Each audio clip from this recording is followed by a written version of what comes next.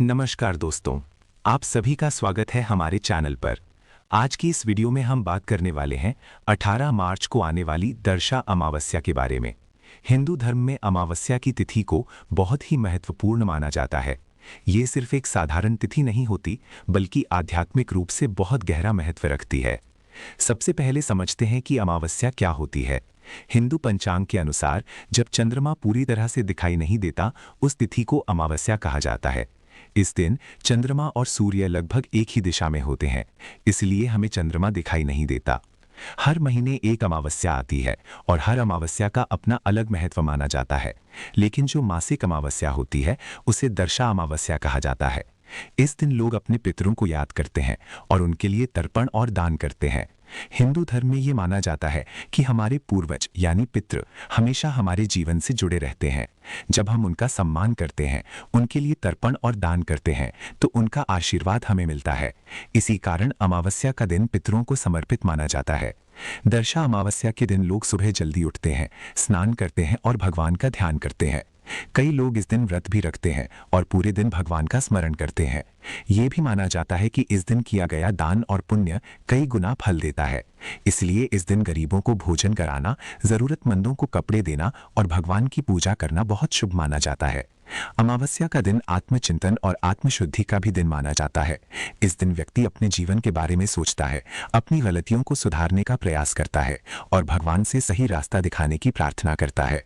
कई लोग ये भी मानते हैं कि अमावस्या के दिन नकारात्मक ऊर्जा थोड़ी ज्यादा सक्रिय होती है, इसलिए इस दिन पूजा, ध्यान और सकारात्मक कार्य करने की सलाह दी जाती है। दोस्तों, दर्शा अमावस्या सिर्फ धार्मिक दृष्टि से ही नहीं, बल्कि आध्यात्मिक दृष्टि से भी बहुत महत्वपूर्ण है।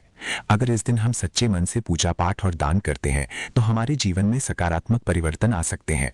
आगे इस वीडियो में हम विस्तार से जानेंगे कि दर्शा अमावस्या के दिन हमें कौन कौन से काम करने चाहिए, कौन से उपाय करने चाहिए और किन बातों का ध्यान रखना चाहिए।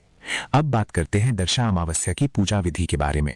सबसे पहले इस दिन सुबह जल्दी उठना चाहिए। सूर्योदय से पहले उठकर स्नान करना बहुत शुभ माना जाता है। स्नान के बाद साफ कपड़े पहने और भगवान का ध्यान करें। इसके बाद सूर्य भगवान को जल अर्पित करें। सूर्य को जल देने से जीवन में सकारात्मक ऊर्जा आती है और मन को शांति मिलती है। दर्शा अमावस्या के दिन पितरों के लिए तर्पण करना भी बहुत महत्वपूर्ण माना जाता है।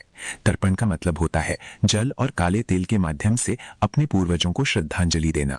जब हम अपने पितरों को याद करते हैं और उनके लिए तर्पण करते हैं, तो माना जाता है कि वे प्रसन्न होते हैं और हमें आशीर्वाद देते हैं।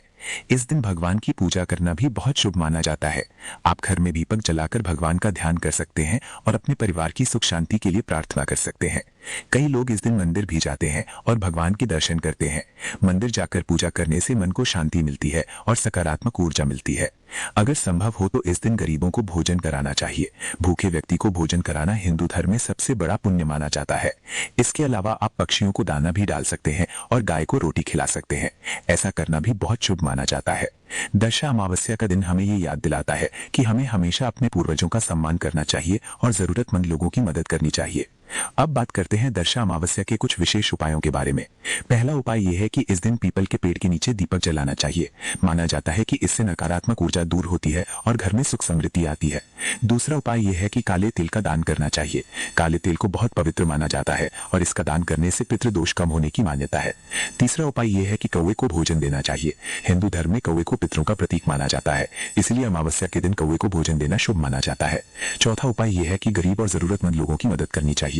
किसी जरूरतमंद व्यक्ति को भोजन या कपड़े देना बहुत पुण्य का काम माना जाता है। पांचवा उपाय यह है कि घर में दीपक जलाकर भगवान का ध्यान करें और अपने परिवार के लिए सुख शांति की प्रार्थना करें। इन छोटे छोटे उपायों को करने से जीवन में सकारात्मक ऊर्जा आती है और मन को शांति मिलती है। अब बात करते हैं कि दर्शा अमावस्या के दिन हमें किन बातों से बचना चाहिए। सबसे पहले, इस दिन किसी का अपमान नहीं करना चाहिए। हमें हमेशा सभी लोगों के साथ सम्मान और प्रेम से व्यवहार करना चाहिए। दूसरी बात यह है कि इस दिन झगड़ा और विवाद से दूर रहना चाहिए। अगर हम शांति और सकारात्मकता बनाए रखते हैं, तो जीवन में सुख और शांति बनी रहती है। तीसरी बात यह है कि इस दिन नकारात्मक विचारों से दूर रहना चाहिए।